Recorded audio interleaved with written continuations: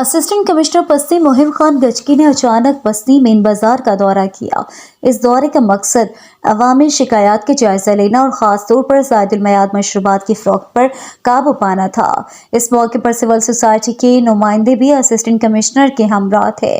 Deputy commissioner Gwadar حمود الرحمان کی ہدایت پر assistant commissioner نے سول سوسائٹی اور عوام کی شکایات کے پیش نظر پستی مین بازار میں زائد المیعاد مشروبات نرخنامہ اور صفائی کا تفصیلی جائزہ لیا۔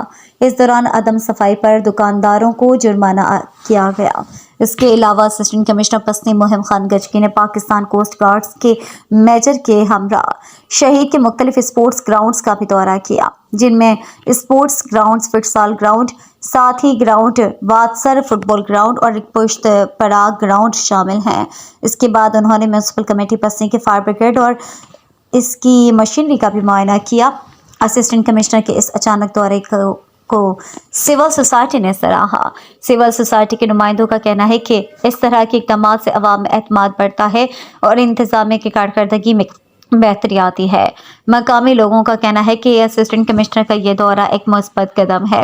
انہوں نے امید ظاہر کی ہے کہ اس کے نتیجے میں بازار میں صفائی ستھرائی میں بہتری آئے گی اور زائد المیعاد مشروبات کی فروخت پر قابو پایا جائے گا۔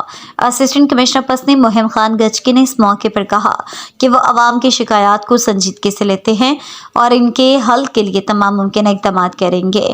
اور انہوں نے مزید کہا کہ وہ شہر کو صاف ستھرا رکھنے اور شہریوں کی صحت کو یقینی بنانے کے لیے پرعزم ہیں۔